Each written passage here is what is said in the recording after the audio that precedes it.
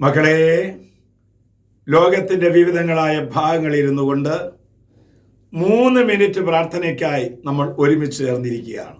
ഒരു മാലയിൽ ചേർത്ത പുഷ്പങ്ങളെ പോലെ ഒറ്റ ലക്ഷ്യമേ ഉള്ളൂ: വചനം കേൾക്കണം, വചനം ധ്യാനിക്കണം, വചനം ജീവിക്കണം.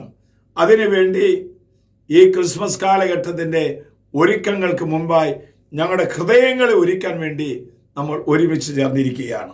ഇന്ന് ദൈവമായ കർത്താവ് നമുക്ക് തരുന്ന വചനം റോമക്കാർക്ക് എഴുതിയ ലേഖനം 12-ാം അധ്യായം 11-ാം വാക്യം.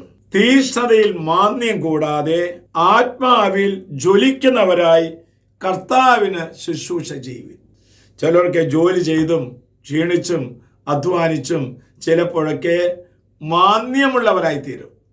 ആത്മീയമായ മന്ദത, ആത്മീയമായിരിക്കുന്ന ഒരു മാന്യം നമ്മുടെ ഹൃദയങ്ങൾക്ക് വരുമ്പോൾ നമ്മൾ എന്ത് ചെയ്യണം? പ്രാർത്ഥിക്കണം. ആരോട് പ്രാർത്ഥിക്കണം? നമ്മുടെ പേരിൻ്റെ വിശുദ്ധന്മാരോട് പ്രാർത്ഥിക്കണം, വിശുദ്ധകളോട് പ്രാർത്ഥിക്കണം, രക്തസാക്ഷിയോട് പ്രാർത്ഥിക്കണം. അങ്ങനെ സ്വർഗത്തിൻ്റെ സൈന്യം നമ്മുടെ കൂടെ വരുമ്പോൾ നമ്മുടെ മാന്യങ്ങളെല്ലാം തീഷ്ണതകളായി മാറും.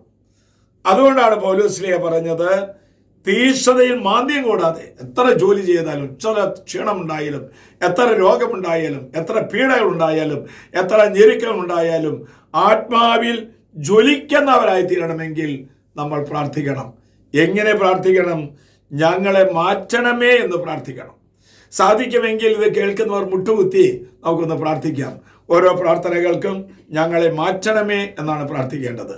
പരിശുദ്ധ അമ്മേ, ഈശോയുടെ ആലയങ്ങളാക്കി ഞങ്ങളെ മാറ്റണമേ. പരിശുദ്ധ അമ്മേ, ഈശോയുടെ സക്രാരികളാക്കി ഞങ്ങളെ മാറ്റണമേ. പരിശുദ്ധ അമ്മേ, ഈശോയുടെ സാന്നിധ്യങ്ങളാക്കി ഞങ്ങളെ മാറ്റണമേ. പരിശുദ്ധ അമ്മേ, ഈശോയുടെ സ്വരങ്ങളാക്കി ഞങ്ങളെ മാറ്റണമേ. പരിശുദ്ധ അമ്മേ, ഈശോയുടെ ഇന്ദ്രിയങ്ങളാക്കി ഞങ്ങളെ മാറ്റണമേ. പരിശുദ്ധ അമ്മേ, ഈശോയുടെ ആഗ്രഹങ്ങളാക്കി ഞങ്ങളെ മാറ്റണമേ. പരിശുദ്ധ അമ്മേ, ഈശോയുടെ സ്നേഹിതരാക്കി ഞങ്ങളെ മാറ്റണമേ. പരിശുദ്ധ അമ്മേ, ഈശോയുടെ സ്വന്തങ്ങളാക്കി ഞങ്ങളെ മാറ്റണമേ. ഒന്ന് പ്രാർത്ഥിച്ചു നോക്കിക്കോളൂ കേട്ടോ.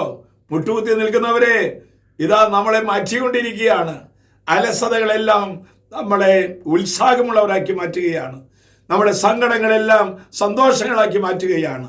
ആശ്വാസപ്രദമായ രാത്രി, പ്രതീക്ഷാ നിർഭരമായ പ്രഭാതം, സൽപ്രവർത്തികൾ നിറഞ്ഞ ദിവസം നൽകി നാം എല്ലാവരെയും അനുഗ്രഹിക്കട്ടെ. നമ്മുടെ കർത്താവ് ഈശോ മിശിഹായുടെ കൃപയും പിതാവായ ദൈവത്തിൻ്റെ സ്നേഹവും പരിശുദ്ധാത്മാവിന്റെ സഹവാസവും പരിമളവും നാം എല്ലാവരോടും ഇന്നത്തെ ശുശ്രൂഷയിൽ സംബന്ധിക്കുന്ന സർവ്വ മക്കളോട് കൂടി ഉണ്ടാകട്ടെ, ഇപ്പോഴും എപ്പോഴും എന്നേക്കും. ആമേൻ.